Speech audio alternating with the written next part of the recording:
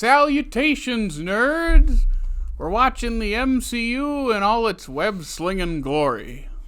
Welcome back to Phased Out, the show designed to make Nick hate us, although we think it's making him hate the MCU. Excelsior! Yeah. This week, we got a good episode for you. We're actually watching a good movie. I know it's been a fair bit. It's been at least since Endgame, four weeks now. What are we, 4 weeks? Yeah, well, I'm counting now. What are we, 4 movies removed from Endgame? This is the 5th movie since Endgame. Okay, so, yeah. Had some stinkers in between. Yes, we did, but this week, we are talking about Spider-Man. Say it with me now, because we all get it mixed up. Yep. No Far Way From Home. Perfect. We all said a different one. I'm glad we all knew exactly what to do right there. Right as I said it, I was like, I hope Nick says the first one. Yeah. Seriously, that is the most confusing naming convention for a trilogy. But you've been doing it all day. And also, all day. Why didn't they call any of them Spider-Man Homeward Bound? That'd be perfect. Then you have dog Spider-Man in there. I was going to say, there's no dogs in there. How could it be Spider-Man Homeward Bound? And instead of, what's the cat's name? It's like Sassy. Yeah, Instead Sassy. It could be Webby. Webby. Anyway, guys, this is probably one of my top 5 Marvel movies for sure. Maybe even top 3. It's definitely one of my top 5 Spider-Man movies. Did I say Spider-Man movies? Nope. Okay, I did say MCU. No, I was just narrowing it down to a smaller group. That's fair. Anyway, what do we think of No Way Home? There's 10 Spider-Man movies. Is it really? If you count the animated ones. Of course we do. Yeah, there's 10 of them. 3 Raimi, 3 and MCU. then there's a series with Neil Patrick Harris as Spider-Man. There's like 10 Spider-Man series. All of them differing in quality. Yeah. But 10 movies. Yeah, you're right. 10 movies. 10 movies in 10 years? When did this come out? Wait. Yeah, 10 movies. That's right. This is when 22? This is 2021. So 10 Spider-Man movies in 9 years. Was this... Because 2002 would have been the first Raimi one. That's I'm sorry, 19. 20 years. Was Across the Spider-Verse 2021 as well? No. So it wouldn't be 2021. That's 2023? Is Was it that really? last year? No. Yeah, it's 2023. That was last year, Really? yeah. Oh, man. How time flies. When are we going to get Spider-Man Beyond the Spider-Verse? 2084. I better get Spider-Man Beyond the Spider-Verse before I get Kingdom Hearts 4. It's going to be a part 1, part 2 as well. So we're going to have to wait another 30 years. We might get a new Grand Theft Auto before we get... No. No way. I wouldn't go that far. No way. We'll get a new Red Dead Redemption before a new Grand Theft Auto. I'd take another Red Dead Redemption. Anyway, No Way Home. I love this movie. Watching it, this is like the 3rd time I've watched it in a year. It's the kind of movie I can just put on and not really listen to, but then I also like watch through all the Spider-Man movies with Andrea, and then for this, so I have a lot of fun with it. It's not a perfect movie, obviously, and it relies heavy on nostalgia. That's one of the things I've heard a lot of people hold against it, is that nostalgia is the backbone of that, and that doesn't make a good movie. And I don't think that's fair for this. I think it's true, but I also don't think it's very fair, because I think that this is a very good story. I think it's a very tightly spun Spider-Man story. Look what you did there. It was not intentional until after. I like it a lot. I still don't like Tom Holland Tom Holland is not my favorite Spider-Man, but it's a very good movie. And it made me, it kind of reframed the whole trilogy as one entire origin story, as opposed to one movie as the origin story. And I think that works for the MCU very well. I also, and I don't know if I made this point to you earlier. If you remember when we were talking about Infinity War, I said getting rid of all the characters like that is a big risk. I think unmasking Spider-Man for the MCU was a much bigger risk, and I enjoy that they carried through with it in a way that is meaningful to the character and then also has consequences. Yeah, I do wish the unmasking would have had greater implications to the whole MCU world. But And in the MCU, weirdly, Spider-Man's like the only masked hero that their identity isn't just out there. I guess there's Ant-Man too. But no, even That's true, isn't it? Even at this point, he's got podcasts and stuff within the universe. So like the unmasking of Spider-Man is a big deal for him personally, but it's not like in the comics where he's unmasked and it's a whole big thing because there's so many masked heroes with secret identities. There's just not secret identities in the MCU, which is kind of crazy.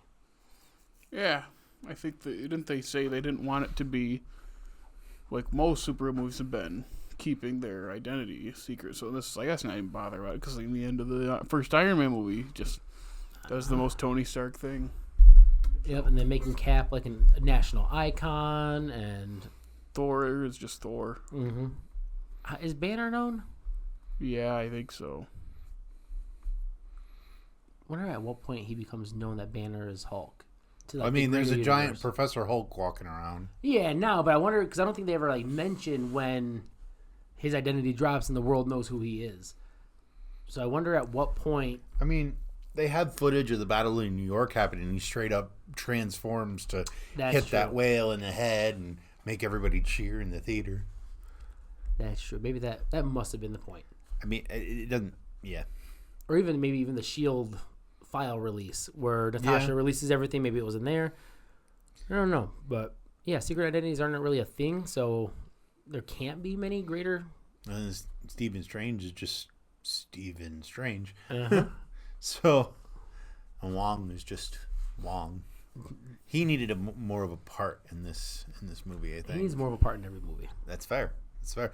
You know, to be fair, the first time I saw this, I wanted it to be Shang-Chi and Awkwafina shoveling the snow. Yeah. Because that's the last place we see them.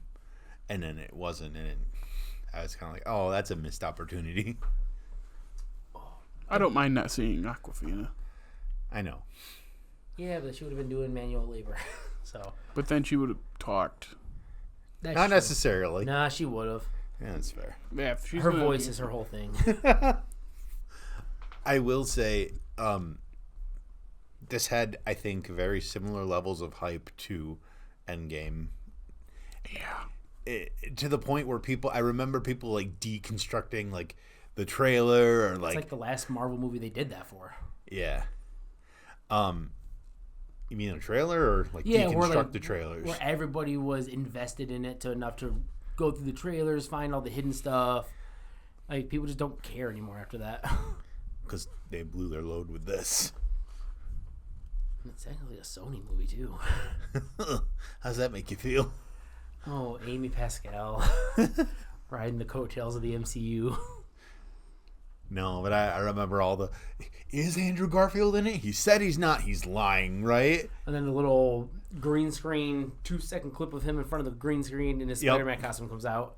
Yeah, and then they're all like trying to use VFX to show how this was VFXed into being. It was the whole time was just crazy, and then the trailer comes out. The lizard shot. The lizard kick. I mean, I don't blame them for trying to hide it, but I just can't believe someone didn't see that. And if they were to take Spider-Man out of that, why couldn't they put a different lizard head on him?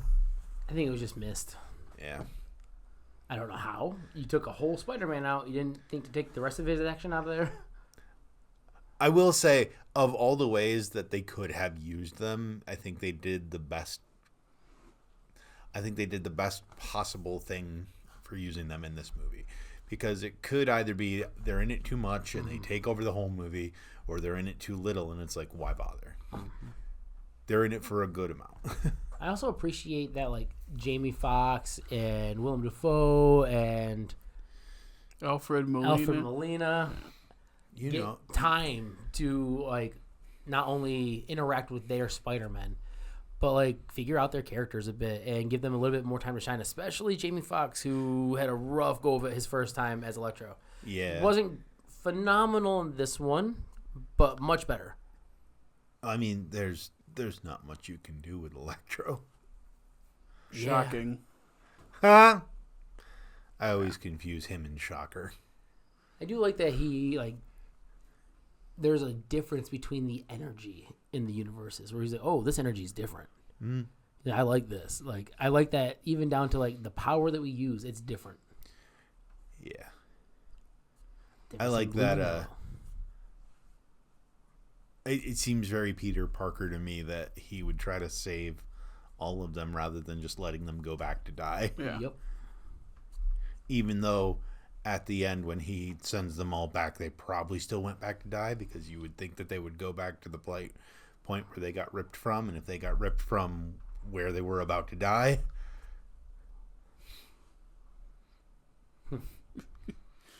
Sucks to suck. I'm sorry to say it, but I think I said this back when the movie came out. I was like, Tom Holland never really felt like Spider-Man to me until he got the piss beat out of him in that apartment building fight. That is... I hate saying it like one that. of the best fights in the MCU. Yes, it is. Like, he gets destroyed. and like the way it's shot, where he's like slamming him through floors, and you have the outside shot. You watch him go through the two windows. That whole sequence... Willem Dafoe cackling in his face as he's pounding him in. Oh, it's so good. That whole sequence of them in from like being in the okay, we're gonna fix them to that fight. It's a perfect scene. Like it's a perfect sequence. Like there's tension. Like you get to see who the characters really are. It just love it. The little moment where he fixes the chip for Octavius. Mm-hmm. And they give back the spider emblem on his. Yeah. Like, I was like, that's a good little moment where he does just kind of get the heck out of Dodge the second stuff goes down. Yep. And then just shows up when they need it. So it's like, okay. I was gonna say I think they did that to not make it seem like he was entirely fixed. Mm-hmm. Or they needed him out of there. Well, that's true. So that Peter could get the piss beat out of him. It's still not as rough as the end of the first Spider-Man fight, which after watching this, I rewatched that fight and yeah, just the no music. The music dropping is you're just hearing punch. Yep, after throw punch. it. Brick walls get pulled down on Goblin. His like he's mask is all torn to shreds. he's stuff. getting punched and like blood splattering. It's like that's such a brutal fight. And then it ends with Goblin getting stabbed in the balls. Yep. Such a weird place for him to get stabbed. I think people pointed out the yell from Tobey Maguire when he lands on his back was like, ah! Like that. I can't do it. It's like, yeah, that's the sound of someone in pain. That's probably when he injured himself. Yep. And they almost switched him out with Jake Gyllenhaal. Oof, that's a fight. Like I need to it's like I want to rewatch the Raimi movies. Such a even the connection. third one has its merits. I like it. It's a mess of a movie, but There's a lot of good in that movie. I also like, just to talk about Spider-Man 3 a little bit, and the thing that people hate the most, the little dance number. It's fine. It's fine because that's what Peter Parker thinks is cool. So when he's being cool, that's what little nerd Peter Parker assumes is cool. Yeah, not what's actually cool.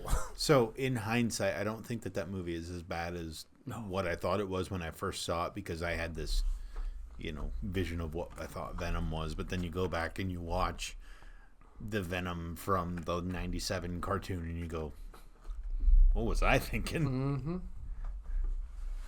Especially Topher Grace. Although That was a bad choice. That was just a bad choice. I was not a fan of Bryce Dallas Howard as Gwen Stacy. No, I didn't that much, at least. Yeah, that's true. But Thomas Hayden Church, great. I'm glad they brought him back for this. I watched the extended version, if I didn't mention already, and he gets a little more, but in that theatrical cut, they kind of shaft him a bit, and it's a shame because he's not as much of a villain as the others. He's more of a He's a guy trying to live his life and do what he needs to do to get with his daughter. And his introduction in the extended is different. Have you seen the extended version? Not. So I can't tell you all the specifics. I just read because it's like, oh, what are the changes? And it's just a list of this. Oh, and some of these scenes, and some of that scene. It's like, well, that didn't help. But one thing I did notice is, you know how when Electro shows up out in the woods and all of a sudden there's just a sandstorm, he goes, Peter, it's me, Flip Marko. Right? That's how he shows up. In the other one, he has like a full-on conversation, like normal size person, sand person to him, right? Where he's like talking to him. And I was like, wow, that's a much better introduction than just he shows up. Yeah, it just pops up out of the ground. Yeah, I think it actually like has a little. I was like, okay, that's better, and he has a little bit more to do, but not much, which is a shame because I like Thomas Hayden Church. Yeah, I would have probably rather had more of him and swap out that time with Electro and give him a little less time. Yeah. Like, I think Jamie Foxx was really good in this movie, but you have him up against Alfred Molina and Willem Dafoe, he's going to fall by the wayside. I was going to say, I think it's just more about keeping an equal amount of villains. Yeah. Even though Tobey Maguire has 3, technically. Mm-hmm. I think it's more about keeping them even. You don't want to... Yeah. I also love... I know people don't typically like Andrew Garfield as Spider-Man. I like him, especially in the first Amazing Spider-Man. But I love in this movie how they lean into the meme of it, and then he gets redeemed. He's also, like, so good in this movie. Like, he's so, like, genuine, and, like, you just feel for him every step of the way. I know every time I watch it, and I know now because I've watched it 3 times this year, I get emotional every time he catches MJ. Every time, without fail. Still. That's like the only part that I actually connect to is Spider-Man, but that's a personal preference. Because we've already talked about me not being a giant Andrew Garfield. I used to not like him at all. Now it's whatever. But this movie, most of the scenes, I just kind of sit there and watch it like a movie where you're just like, okay, that's the one part I go, okay, yeah, I'm feeling it. Mm-hmm. Everything else just kind of, but that's me. No, like the whole way through for me, and he's like, Peter 3, things like that, where he's like constantly downplaying himself. Love that stuff because he's like playing into the meme, but like he's so good at it. He's so funny and charming. It's like he knows that his movies were garbage. And he's also like a massive Spider-Man fan ever since he was like a little kid. Like it's his number one hero. Like it was his dream come true to play that part. So it's nice that he got another chance to redeem himself. I'd love for him to be the Spider-Man in the Sony universe. Spunk. Have him go, in the Spunk. Have him go up against Kraven the Hunter, who's not a hunter. Apparently. And Michael Keaton. For some reason. And Morbius. I love how Keaton didn't know what he was doing when he was doing that little end credit scene. Guys like us. You gotta stick together. As of recording this, he's changing his name. Because his real last name is Douglas. But in the Actors Guild, you can't take someone because there's already Michael Douglas. He's going to go by Michael Keaton Douglas. As of recording, we're recording this in September. So whenever this comes when was out, that changed? Because he wants to go by his real name too. Huh. That's what I thought I heard recently. He's going to start going by. It's crazy that this far into his career, he's making that change. Yeah. He's like, you know what? I may come back. I played the guy who founded McDonald's. It's time for a change. I know that movie was like 8 years ago now, but the founder lives on. Ago, it feels like so much more. I was going to say he's finally revisiting all his old characters, so he wants to change his name so he can. Yep. I have that on the new ones. Yeah, that's just what I heard. I don't know if it's for sure. It was like, it might have been like on Forbes, so it's not like an unreliable source, but I thought I heard that. Now that Diddy's locked up, somebody's got to change their name every couple of years. Yeah. Yeah, but Andrew Garfield, fine. Me personally, but the catching MJ scene is one of the, if not the best part of that movie. Yeah. And his reaction when she asked if he was okay, where all he can do is shake his head. I go, that's really good. Mm-hmm. That's really good. It's so good to see Toby. That for me, that's me. Like a lot of people watch it. Toby is their Spider-Man, and just seeing him when in the screening as everyone cheers, seeing him walk out, I did get a little like yeah. It's hard not to. Andrew Garfield, I was like, okay, yeah, everyone else cheering. I go, okay, yep. That means the other one's coming. And they did it masterfully, too, because they put enough space between the introduction of the two where you could think that they're only going to do one, but not the other. And it's like... Then he walks through, he's just middle-aged Peter. Hey, guys. But I want a middle-aged It should have been, hey, everyone. But he just says, he just goes, Peter. I'm Peter. And it's like, there he is. I would have liked to see MJ. It would be nice to see Kirsten Dunst, or even, I guess, Emma Stone. But how would we see her? I sent you the meme when the movie came out, it was Pull her from the moment before she dies, so she just lands on the ground from the portal. It was a meme saying everyone. It's like calling everyone, and it's like this shot of Kirsten Dunst just standing there, and then there's a shot of Emma Stone with the broken back, just levitating next to her. I go, that's really funny. That scene in Amazing Spider-Man 2 is supposed to be super serious, and it's just funny. The web hand from the comic thing that works way better in a comic. Like I've seen the panel. Love that in Spider-Man I think 2. It's goofy. It's in one live of the action. few things I actually thought was really good in that movie. It kills me every time. Just the way it moves. So it's like slow-mo. Because again, in a panel, yeah, that's effective. In a live action movie, it's not real. It's CG, Yeah, but it's like CG that was movie. goofy. The sound. There's so the much. sound. It's a Spider-Man movie. So we have to. You have a dude in a green mask flying around on a purple airboard. You just had And you find Electro that being the playing- goofy thing? What did Electro play? Like The Itsy Bitsy dubstep Spider with the, on like- the The thing? dumb stuff. Yeah, it's because it's fine to be goofy and all, but then they're trying to be like super dramatic and serious. It's like you could have just shown the web. You don't have to do the little.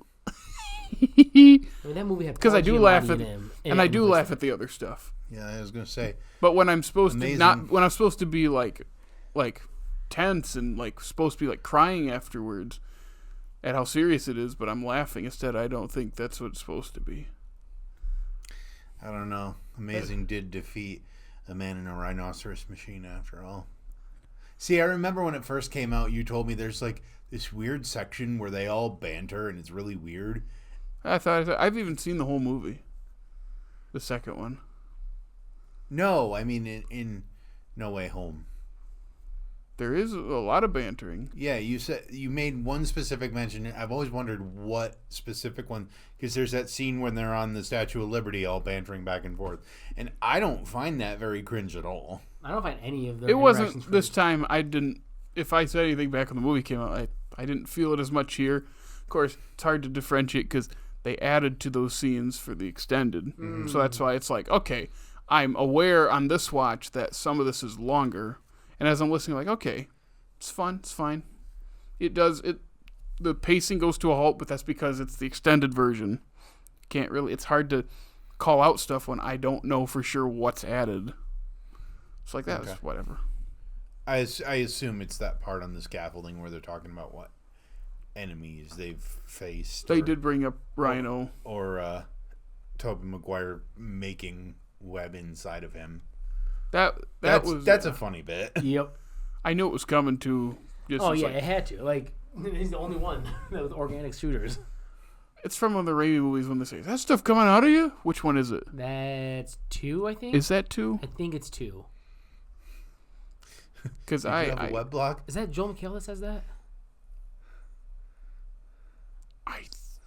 I don't remember. It's been so long. I know it's in there somewhere. No, Joel McHale was trying to steal the money. That's right. And Aunt May whacks him with her purse. That's right. But I was gonna say about that. I've said it on this series before. I didn't watch any of the shows, so Tobey Maguire's Spider-Man's all I know. So I just thought it came out of him. And then when I realized, oh no, most Spider-Man have the shooters. It's like, oh, and then that made me really anxious because it's like, well, what if he runs out, which is a thing that constantly happens. So it's like, man, I don't want that. I'd rather it just comes out of him, and the only time it doesn't work is when there's something up. Good old Peter Parker's got to have bad luck, so those shooters run out in the worst possible times. I do enjoy the joke about web block, though. I did have a web block one time. I literally said that. Oh no, it's a web block. The delivery of it, for some reason, is just so funny. It's nice to see Happy Hogan again. Always is. All right, now it's time for everybody's favorite segment. Jared, did you get any spare time? No, this movie is also long, and I watched the longer version of it. But surely you had time to watch Dutch. Like I mean, you hour and a have half. a copy of it. It's getting to be Thanksgiving time. It's yeah, but I just haven't yet. And it's about 100 minutes. So That's perfect. It's like lunchtime for you. lunchtime. Yep. Okay. I'm going to stand by it. I said it. I'm going to Okay. stand by it. Anyway, you were saying about Happy Hogan. Yeah, it's always good to see Happy Hogan. I like that he kind of ingrained himself in the Spider-Man universe. But I feel like we're kind of done with Jon Favreau after this. Yeah. He doesn't have a connection to really anybody else. That's fair. Do you think that this was the true way to end the Happy Saga? the Infinity Saga in a lot of ways?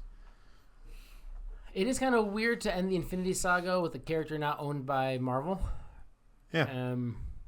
Referencing a whole bunch of other movies that were not put out by Marvel. But it is what it is. Well, I will say that that's another one of the scenes I got super emotional at is at the end. We haven't talked about the plot much, but when he forgets, when he has the whole world forget who Peter Parker is, it didn't dawn on me right away when he was at May's grave and Happy showed up wouldn't have known him. He didn't know him. And when I realized it, I was like, oh no. Yep. It made me very sad. Did you not realize it in the moment? Or I didn't realize it. I was caught up with what was happening. Yeah. And I just didn't think about the ramifications. Well, didn't he start with, how'd you know her? Isn't that what he said? That's when I realized it, though. Yeah. Okay. Like he stands there for a second before. Yeah, when I watched it in the theater, I had the same thing where I was like, oh, they're grieving together. And then he says that, and I'm like, oh, yeah, wait, he doesn't know who he is. Yeah. Oh, wait, this is much sadder than what I thought it was. This just proves it to you. Every good Spider-Man movie ends at a graveyard. Sure does. It sure does. Yeah. Because Peter Parker's life is miserable. Yes. And as most people say, that's the character. His life has to suck. Because the sacrifices he makes for this are what make him so... Good luck. There you go, yeah. This is a good movie, yeah. The Doctor Strange fight in the mirror dimension is great. So good. I was like, okay, these effects are really good. The third act effects do not look as good as the middle. No, but I've seen much worse in the MCU, but there are some It's because they're some issues. all CG. Yep, and I do have a question. Some of the Sandman stuff is real iffy when they're fighting on the scaffolding. I do have a significant question, though. So, are they rebuilding the Statue of Liberty? What happened to it? No, but like, are they rebuilding it entirely? Because the whole thing, and this is me overthinking a Marvel movie, the whole thing is bronze. It's made out of copper, right? Because it's oxidized, it's now green. So that would mean the whole thing was replaced. Because it's not green, it's that bronze coppery color. Yeah. Did something happen to it that we just don't know? They cleaned it. That doesn't work like that, though. They painted it.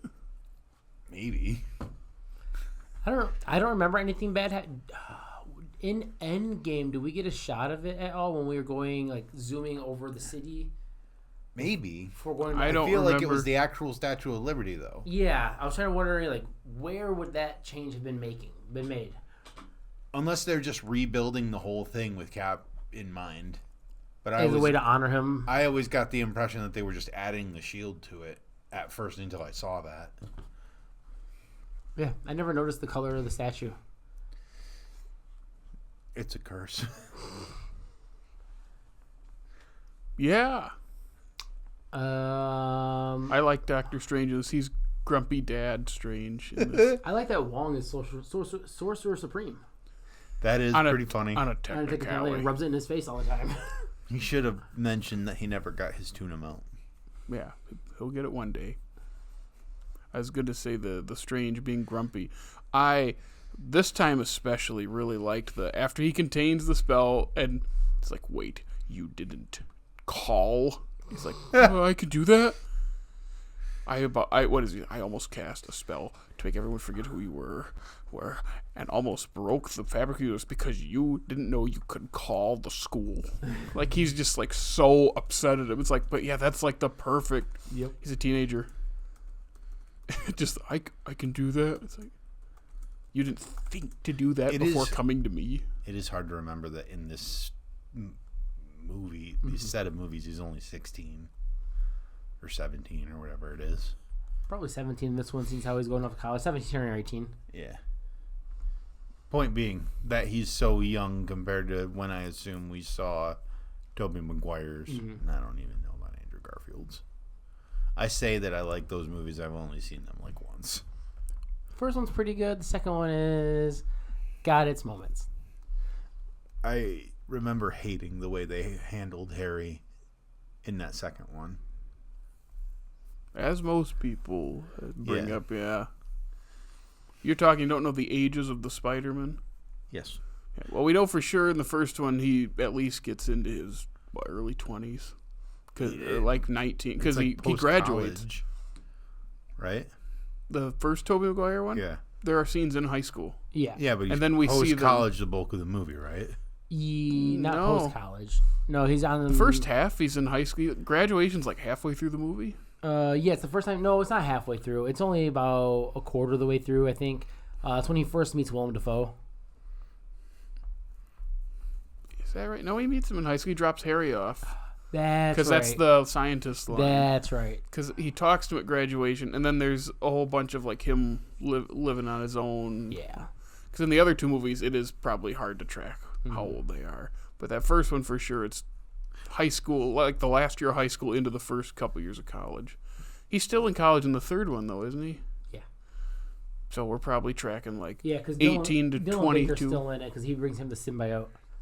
That's right. Which, poor Dylan Baker. I know, he was excited, and they built that up, and they were preparing for 4, and then just... And he would have been such a good... Like, I like Rhys Ifans just fine, but Dylan Baker would have been such a good Lizard / Rhys Ifans, did I say it? Rhys Ifans. That's how I've always heard it. He also kind of got shafted in this movie. He doesn't do much. But I wonder if he wanted to come back, because I remember him saying he wasn't a big fan of being in the first Spider-Man movie. So... maybe he just didn't want to return. He's like, I'll just do voice lines. That's fine. He doesn't have any other... He could have brought Rhino in. It's the only other villain he really has. I would have loved to see Paul Giamatti again. Right, with his dumb face tattoos and stuff. And then his ha-ha laugh. I mean, you see Rhino's Yeah. outline in the... And that's fun to go through that purple, like, where the sky's breaking and, like... Yeah, Craven. That's with who his giant that's who spear. that is. Yeah. Who that is. Scorpion up there. Mm-hmm. Yeah, it was great. Speaking of which, where is Michael Mando in this universe? Jail? In my head, he got teleported to the Sony universe. Into Spunk? Yeah, they were in the same cell, and they both got zapped. Michael Mando? That would Michael be such an Keaton? interesting... I mean, I know how they would do the whole Scorpion costume, but... Yeah. Like, if they could figure out, like, an actual way to do that to make it look good, that would be really interesting. Yeah. I really liked Tom Holland and Zendaya's chemistry in this movie. Like, I know they date in real life and everything, but this is the first time we got to have them lean into that relationship, and I really liked what it was. And it kind of sucks that it's gone now. I don't remember. Was she still wearing the Black Dahlia thing at the end? I think so, yeah. At the coffee shop? I think... well, obviously she's going to remember who he is eventually. Whether that's in Secret Wars, whether that's in... whatever. I don't know, he might just have to make her fall in love with him again. Yeah. But again, that undermines the whole point of the end of the movie. Yep. No, I think he'll move on to, like... No, because that he Felicia doesn't... Hardy or something like that in the next ones. Maybe. Or, Get our own Gwen. yeah. And then we can spin off into a Spider-Gwen. Sorry, my brain was trying to put the spider part after Gwen, and I was like, that's not right. I wish J.K. Simmons had more to do in this movie. Me too. Like, you bring back him as J. Jonah, and he's got, what, 2 scenes? 3 scenes. He shows up at the apartment as well. He's at the apartment out in his little podcasting van, which was adorable. There's like apartment for the podcast. Then there's like after he's made all the money, where he's going again and he's yelling at people because it's the whole reveal thing. Yeah, And then he's at the apartment complex. that's right. He's so good. He's so good, and he's just barely there. Yeah, but you know who's only really there in the theatrical cut for one scene, and we get all 3 of them in one spot, and it's wonderful. The teachers. I love that scene. You get all 3 of them? It was Hannibal, Martin Starr, and J.B. Smoove all standing right there, because when he first goes into the school, and I was telling him earlier how funny it's like Martin Starr's just all like, Peter, we're so glad to have you back. And JB was like, hey, just letting you know, things might be different. And then Hannibal just goes, you're a murderer. And then, they're talking to him, and it's a bit long for the pace, but then like Martin says, the students put together this display. You did that. Well, I may have helped a little. You literally did all of it. And then Mysterio was right. It's like so funny. It didn't all even three of them. register to me that the teachers weren't in this. They are in this. Not much. Not much. It's the one scene, but in the one scene in theatrical. Yeah. Because in the extended, there is a Betty Brant like interview thing where it's cutting between interviewing. I believe Hannibal got interviewed, but it's like Martin Starr's. What I always call him Martin Starr, Mr. Harrington, Peter, Flash. MJ, Ned, like just going person to person, and it's like, yeah, this doesn't need to be in the theatrical at all. It's just fun, fun when you know that there's added stuff, and you should watch it just because there's some fun little moments like Martin Starr saying like, Peter, he's kind of like my son, but also kind of like my little brother. And it's like, I was chuckling a good amount during it. Yeah. I also like Flash in this. He's not in it that much, and that's fine. But when the reveal happens, no, that was good. And then of course he turns into I'm his best friend. Mm-hmm. Like I love it. It's. I've loved Tony Revolori in all these movies. And a lot of people hate him as Flash Thompson. I think he's phenomenal. He's like just a different version of Flash Thompson. Why would you hate? Because Flash Thompson's supposed to be this big brute, tough guy, basketball star, and Tony Revolori's a little tiny dude. People hate that. That's not my Flash Thompson. It's like, no, but that's what a bully can also look like. They don't like short guys. Hey, all you small kings out there, I see you. We love you, short kings. I have to bend down a little to do it, but I can see you. You're perfect for me to put my arm on when I'm tired. Appreciate it. You guys have a favorite, guest appearance? I think mine is Charlie Cox. Okay, so now we're not counting like the big villains. We're just counting like little. No, we'll count just all anything. of them. Yeah. Because the Charlie Cox thing, without me ever seeing any of his Daredevil, that was great, and him catching the brick seeing him interact with Spider-Man is something I've always wanted to do. Like see in a movie, and we finally got it. Like we knew Willem Dafoe was going to turn in a 10 out of 10 performance. He always does. Mm-hmm. I am so happy that they put him not in the Green Goblin costume and put him in his like little disheveled cloth costume. Yeah, that made me really. I didn't realize how much better that plays until this watch through. And he said the line, "I'm something of a scientist myself." Oh, I was like, okay. The first time I kind of rolled my eyes, like, of course they would. This time I was actually chuckling because I love Willem Dafoe, and it works in the context of the scene. And the de-aging did not look bad. No, it wasn't too bad. Not like in other previous installments. I love how, whereas the others, while not excited about what he's doing, they kind of get it, whereas he's plotting the whole time because, of course he is. Yeah, I love that. And then the changes he does in his acting, especially when they give him the serum on the shield, and he instantly reverts back. Like you see it on his face, like he's so good. His face is insane. Or even like in the apartment when Peter walks in the room and like he knows something's up, and like watching him just shift immediately. Dude, and they're all looking at him. The way they do spider sense in this movie compared to the way they do it in the other two franchises is insane. You don't realize how different it is until this movie. Yep. I do like the Raimi way a lot because I don't remember the other way, but the Raimi where it's like the. I really like that, but like this one, especially where he's like looking around the room, they're like, "What's wrong?" And I was like, "That's good because it's not telling us what he senses." And I thought that's pretty good. It's like something's wrong, and it makes all that scene when it's already tense. Yeah.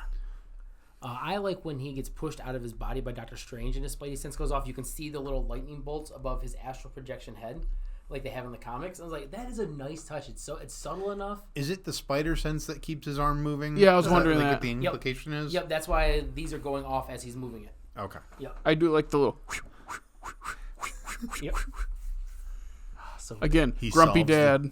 He solves the mirror dimension with geometry. Yep. I love that he used his intelligence to outsmart Doctor Strange instead of outpower him. Well, and also like Strange. Remember how we said in his own movie, one of our things was, oh great, another thing to just punch stuff. But this and then the two Avengers movies, we actually see him using his powers. Like I get when he first starts, but we actually get to see him use spells and different things. The train thing, that's cool. I will say, one thing that I noticed this watch through, there are a lot of scenes in this movie that are just completely computer animated, right? I think they look better because, like, the mirror dimension, that's clearly a video game.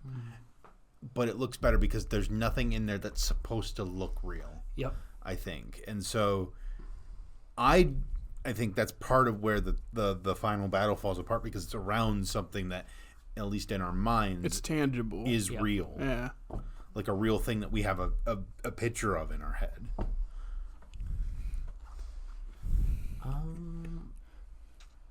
Aunt May. Oh. Like, after that amazing fight scene, and after 2 other movies, we finally get Peter Parker's Death. Loss. Yeah. his loss. Yeah, his spark of great power, great responsibility. And that is followed by one of my favorite shots in the MCU. Him in front of that. Him in front of that giant screen with the rain coming down. That is such a beautiful shot. That's another one where it's like, I know this is all fake, but it's like none of it looks like it's supposed to be real. Exactly. It looks like a comic book panel. It did. It looked like a giant splash page, and every time I see that shot, like, I had to like gasp for breath because it's so good. Like, I love Spider-Man so much, and that shot is so Spider-Man. Well, I mean, Just him in the rain is so iconic. yeah. Well, I mean, it's so good that it made at least one of the posters. Yeah. The good poster. Yes. The Aunt May scene, who was I talking to? I was talking to someone where Marissa Tomei's acting is really good in it, because like any normal person, especially that character, she get hit by the glider, and that's what killed her, right? But it's like that moment before your body is shutting down where you're like, you don't feel great, like you're trying to hold it together, and she's trying to be strong for him. He's like, yeah, I'm fine, yeah, and then just falls over, and he catches her. He's like, what? I'm fine, and then just she can't be strong for him anymore. Yeah, and then seeing Happy pull up. And just yelling, Peter, run! I'm getting chills just thinking about it. He got It's shot, so too. good. Yeah. They shot him. Yep. Wait. They shot Happy? No. No, Peter. Peter. Got hit by yeah. a bullet. Okay. Yeah. It doesn't really do anything. That's because it's not important for what's going on. But I remember thinking, like, ooh.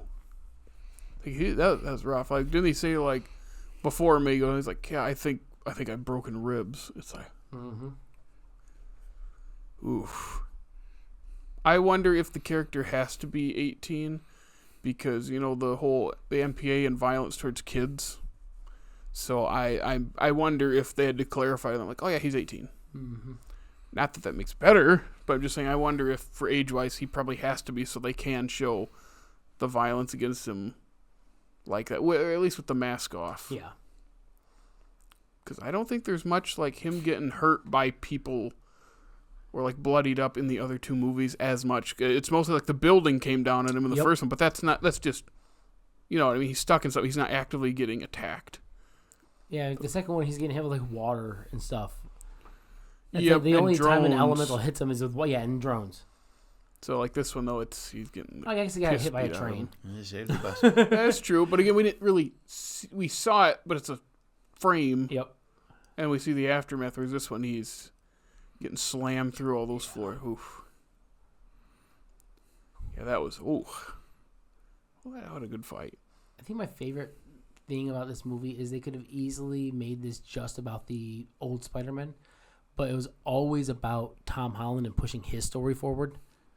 And that could have easily been lost trying to put all these older characters in there. And they found a way to still even make the old villains work alongside Tom Holland instead of their counterparts from their respective movies. I wonder if we'd all been accepting if it was just the villains that came back and not the Spider-Man. I feel like it would have still worked, but those little moments with the Spider-Man and their villains, like the Jamie Foxx one where he's like, "I thought you'd be black." Like that's a fun little scene.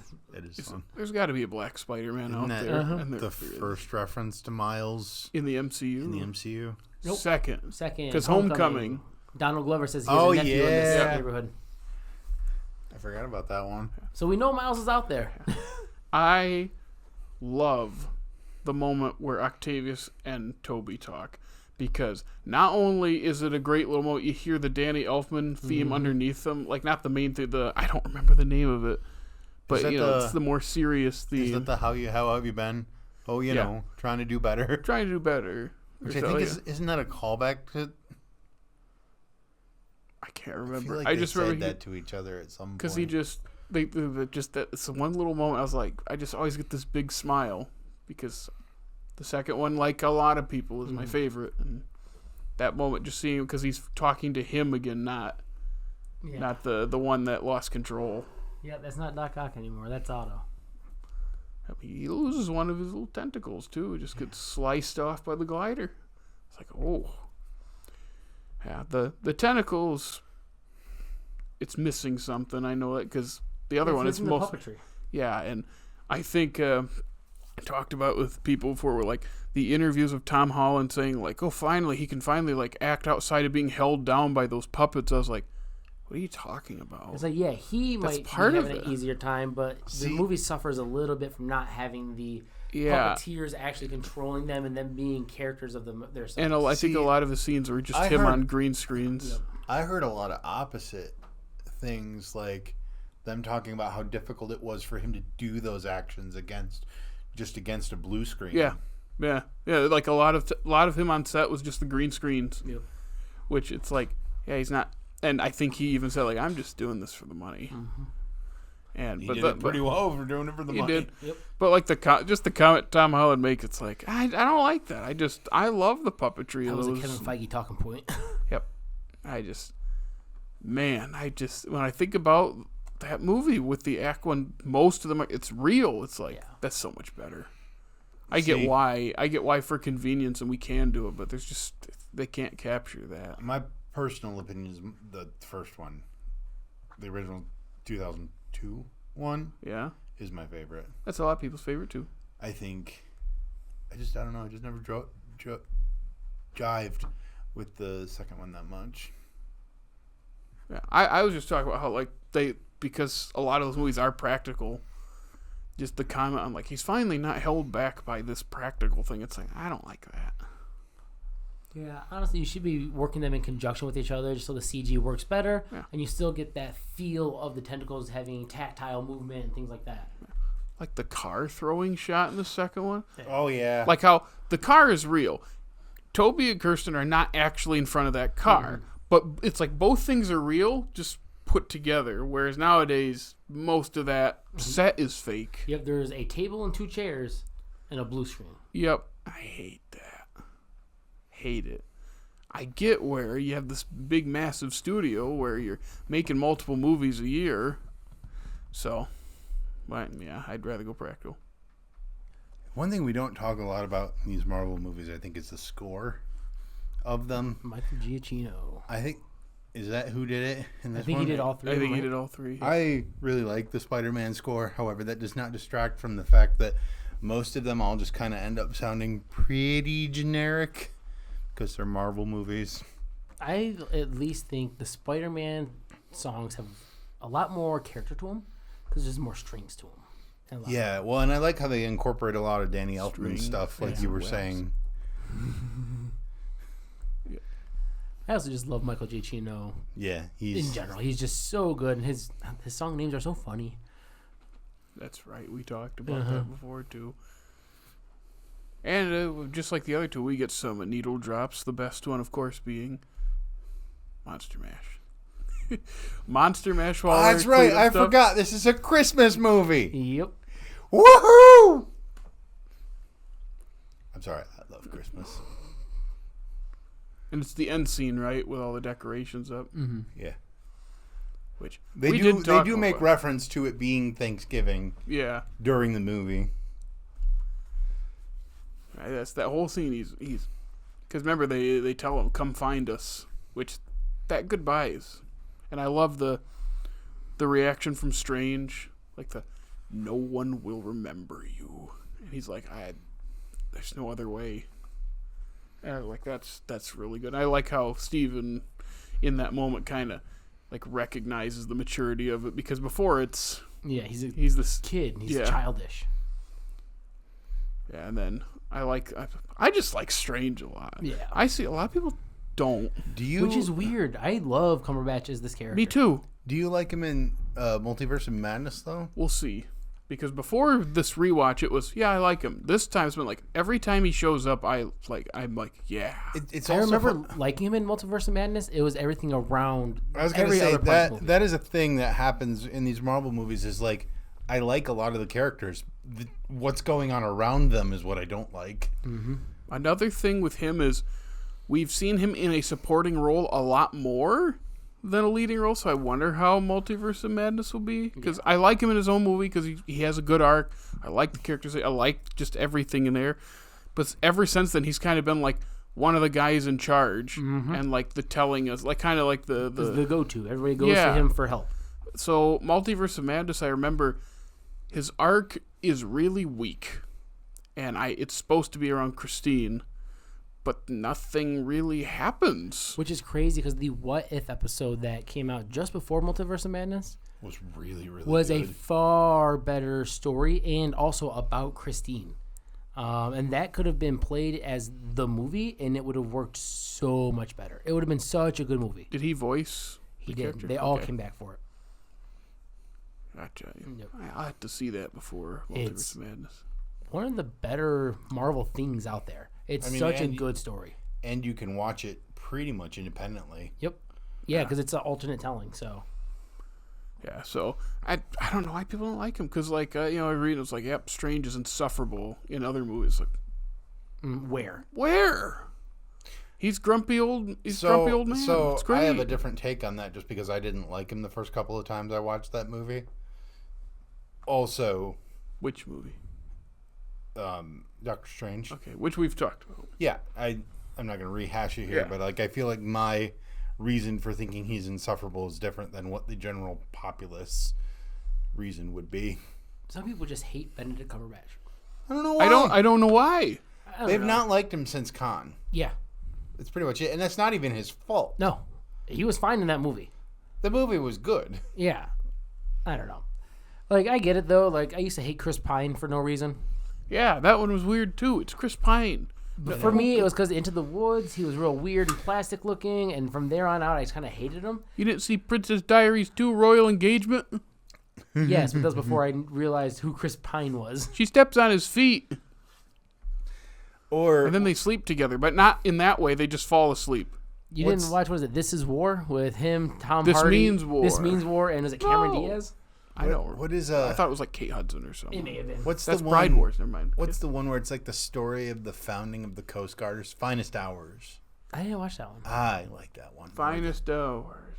Or is I always get Finest Hour. I think it's Finest Hour, which that's a Disney release, and I always got it mixed up with Marky Mark and the Big Oil thing, Deepwater Horizon. That's a weird one to get Marky Mark and the Big Oil thing is so good. I'd get those mixed up, and then I get Bride Wars and This Means War mixed up, because again, is it Cameron Diaz? I thought she had retired at that point. Yeah, I can't remember because I don't remember. It was pretty early in like Chris Pine and Tom Hardy. Hardy's like come up before they became like super famous. Yeah, so it's not after retirement. Yeah. But you didn't like Chris Pine and Wonder Woman? As Steve Trevor? No, I did. That was long after Into the Woods when I started liking him again. Like I liked him in that. That's not that long. It's like 2-3 years. Yeah, well, long in that moment. Yeah, that was a big 2-year gap of hate. That was a strong hate. That was a strong hate. Think about how much you hated Jennifer Lawrence. Yeah, but Chris Pine is talent.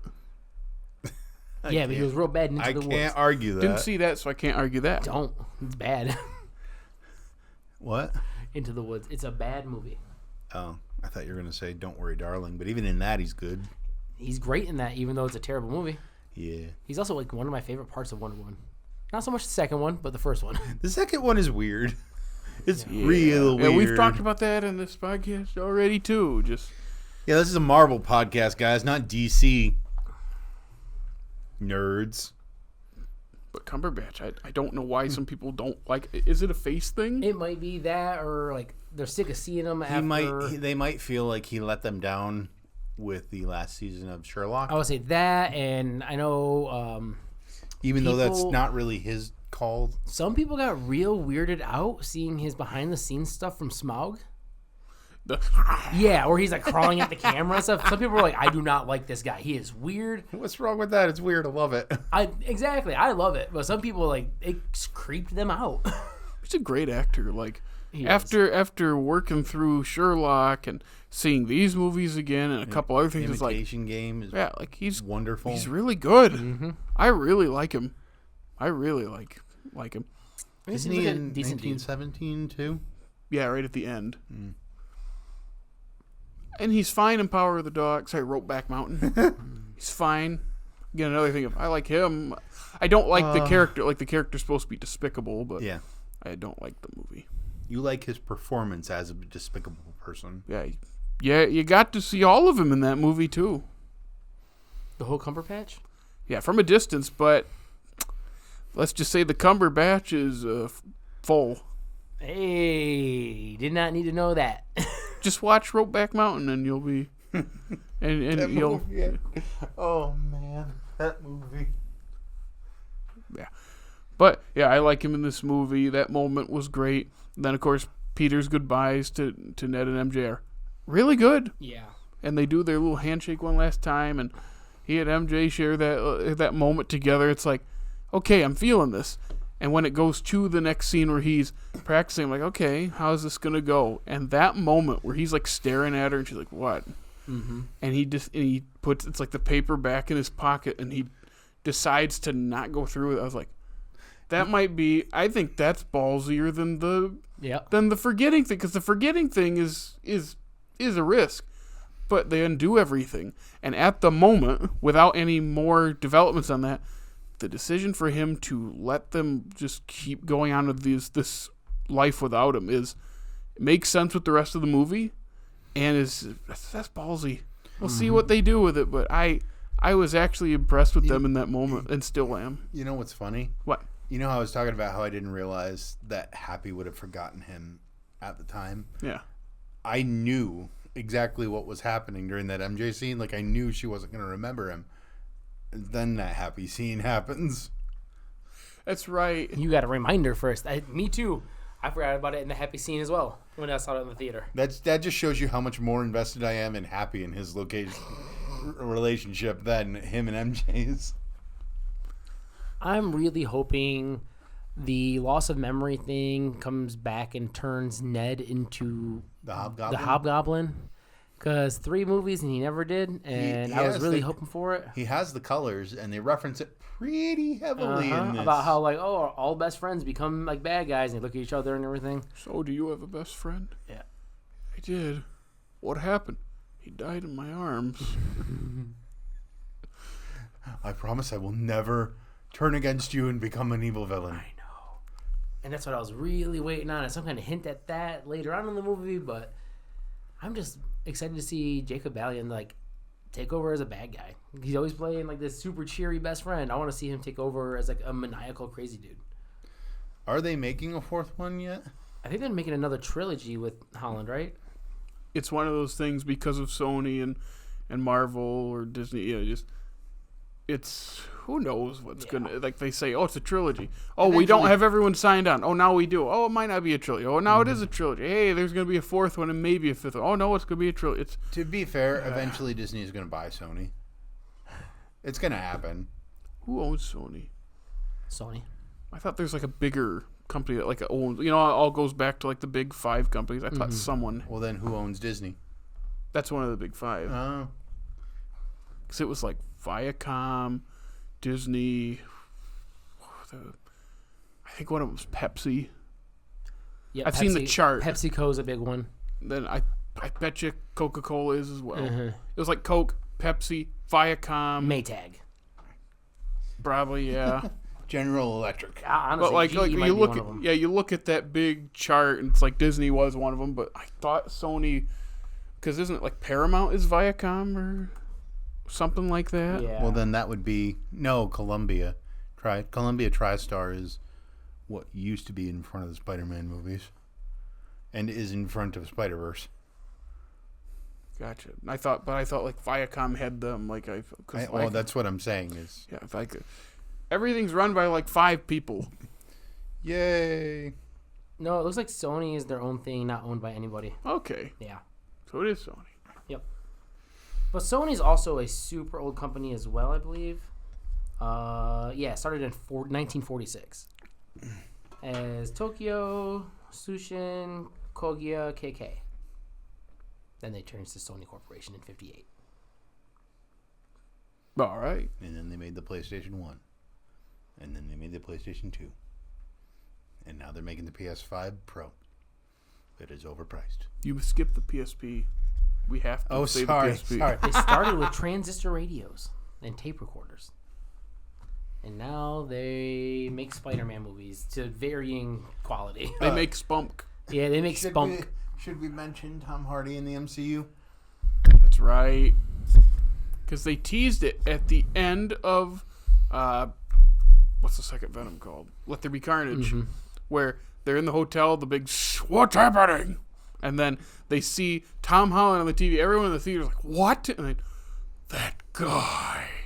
And then what's the next thing we wait? I waited that whole movie for them because I was like, how are they going to be incorporated? Because that was like, I think it was the same year. Mm-hmm. And then they're just sitting at the bar and they disappear. I saw some people get really upset, like, I thought it was only people who knew who Peter Parker was. Blah, blah, blah. But in the comics, the Venom symbiote has a shared consciousness across all multiverses. Mm-hmm. So if one Venom knows, all Venoms know. Mm. Gotcha. And then part of the symbiote was left behind on the bar. Which seems impossible. But... yeah. Okay, I was going to pick on you. Like, you're the one talking about the consciousness across all these things, but a little bit of goo can't survive. Yeah, it's magic. All the goo should have left. But magic and science, they're one and the same. What do you... That's only on Asgard, Jared. We get to talk about that. Asgard's gone. In a couple weeks. Yay.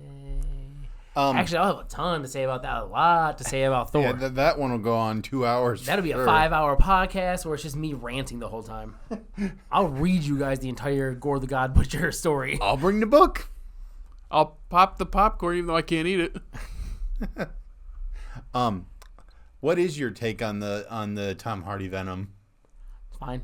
I don't think the movies are very good, but I think his portrayal of Venom and Eddie Brock are pretty good. Do you think it would work if they mushed him into the MCU? Yeah, for sure. Or would they work better in Spunk? No, I think he'd actually work out of all the Spunk characters. He'd probably work the best in the MCU because he's jokey and lighthearted and things like that. Like, I think he would fit in. I don't quite think well. I would ever describe Tom Hardy as lighthearted. No, but the movies are. Whereas Morbius is way too serious. Madam Web is barely a movie. Also way too serious. And then Craven is going to be Craven.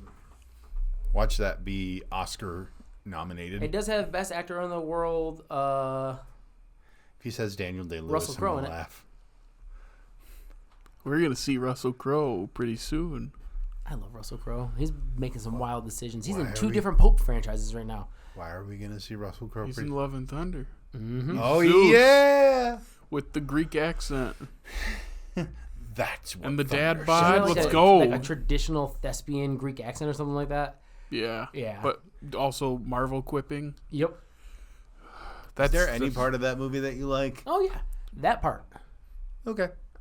I like that. I like the fight at the end on the black and white planet with the weird monsters that Taika Waititi's kids drew. That's not at the end. That's in like the middle. I thought it was the end too. The black and white planet. Yeah. That's like the end of the journey, but then there's like a whole other like 40 minutes, I think. Is there of what? Because they go to like, don't they go to like, I thought they go back to somewhere and then they go to like the pool thing and the afterlife pool thing. Wait, I think what? I thought the final battle was on the black and white No, planet. because doesn't Valkyrie get hurt on the black and white planet and then she's okay because they're in the hospital back on Earth? I've only seen it once. Because I remember, oh, she just got stabbed. Oh, she's fine. Because remember, Jane That's right. The end battle is the kids. Mm-hmm. But not black and white banana. Oh, I thought that was no. It's in like the castle thing. Oh yeah, where he gives them all Thor powers. Yeah, which he could have done many movies ago to any of the Avengers. And it's a Guns N' Roses song. That's the actual climax. I'm getting angry now. Yep. Okay. Anyway, I'm already getting mad. We'll save that for a couple weeks. Yeah. No way home. I'll diffuse it with. Hey Nick, have you watched Agents of S.H.I.E.L.D.? I have before. Yeah. Okay. Have you watched it this past week? No, I have not. Okay. How about Agent Carter? No. Will you be watching it Legends in of preparation? Tomorrow. No, I want to. I would love to. Isn't Danny Pudi in it? No, he's in Powers, which is we work in an office building owned by Bruce Wayne with Vanessa Hudgens. Does it then get knocked down by Superman? What were we talking about again? Which one? That you asked about Danny Pudi? I already forgot. Legends of Tomorrow. That's right, because it was not Marvel. I forgot what we talked about. No, but that's got, what is it? Arthur Darvill's in that from Doctor Who. Yeah. It's got Brandon Routh in it, who I absolutely adore. It's got the dude from Prison Break. It's got Dominic West in it. Dominic Purcell in it. Is that the dude from Prison Break? Yeah, does it have both of them? Because I know both of them are in the Arrow series. One is the flame gun guy and the other is the ice gun guy. Yep. I love that they put both of them in there. And they have I didn't realize that the flame gun guy was from Prison Break. Yeah. Is that the one where they break out of prison? No. 7 times, yeah. Yeah. Different prisons. I love that show. My wife and I watched that entire show except for the last season. The last season, for some reason, lost us. It started getting real bad. I finished it, but it took me years to go back and finally force myself to finish it. I think at this point, if we were to watch it again, we'd have to start it over. Mm-hmm. Yeah. Anything else? No Way Home? No, it had really cool credits. Yeah, all 3 of them had cool credits.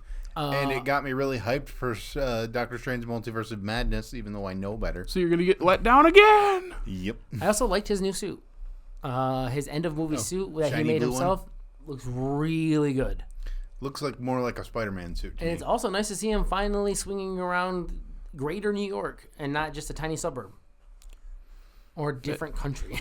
Again, all the nerds online is finally, his life sucks. This is my Peter Garbage Parker. apartment, police scanner, homemade sewn suit. That's all by I want. himself.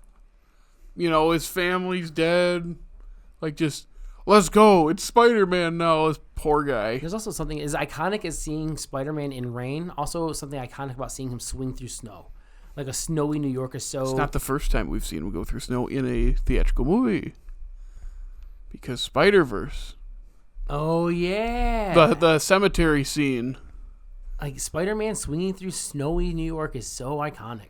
And it's nice that they kind of capped the entire franchise on that. How cold would that be? In the silk and stuff? Or yeah. And you're swinging. It depends on how much technology he maintained in that suit. I'm just saying Spider-Man in general. Yeah. Just like any Spider-Man, if it's just a homemade suit and he's swinging at that speed through I don't know. wintertime, I feel like he's working his body quite a bit swinging at that speed. Still, even if he's not making the string in his body. That's gotta be cold. I wonder if his increased healing factor allows him to protect himself from certain elements to a certain extent. Not getting shot, but I don't know. He healed up pretty quickly after getting shot. That's true. I was just wondering about that. Anyway, Jared, they want to keep on keeping on as we get more phased out. Where can they find us in the off days? You can follow us on Facebook, Instagram, the Funny TikTok, and X. Formerly known as Twitter. Ooh, I'm hearing double. That was a good one. And you can listen to us on Apple Podcasts, Spotify, iHeartRadio, and hey, if it's YouTube, subscribe, comment, ring our bell, and make sure you check us out on all those apps and stuff, and check out our groovy website. And again, ring that notification bell, get notified when we upload new videos. Other than that, next week, it's mom time. We're watching a Sam Raimi movie. Ironic after watching a Spider-Man Sam Raimi Spawn, not franchise, but idea of a movie. After seeing Sam Raimi's Spider-Man return, we get a Sam Raimi MCU movie. And then we barf.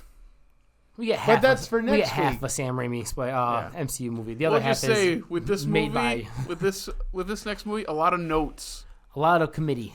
Get it? Yeah, I gotcha. Okay. The only creative spells in that movie. And then, what is it? Charlize Theron being a character that no one knows. Thea. Disappearing to nowhere. Or Clea. To be fair, that's not in the movie. That's like the mid or after credit scene. I'd count those as part of the movie at this point. Oh, we get the bad CGI next week. That's the next. been the couple story. weeks. In fact, can we just say that this has been this is the best looking Marvel movies since Endgame? Oh yeah, that's Hands not down, not even close. Eternals. Okay, you can say that. You could say that. I don't agree with that, but I was just saying if there were any of them, it Say would the be that line, one. Jake. Say the line before we get into this again.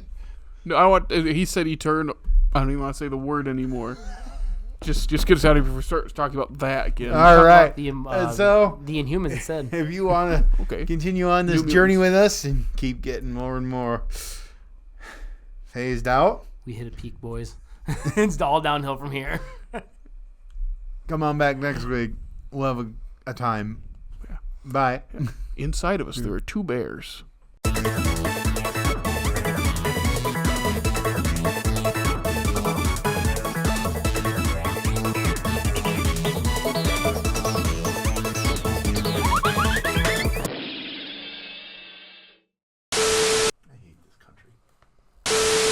It's him. Is that you? I'm not doing anything. Surprised I hadn't noticed it after how many episodes? I'm probably not looking that way, or sometimes I'll be looking down, and if I'm not looking I'm directly also at usually it. looking at Jared when he's doing it. Dutch.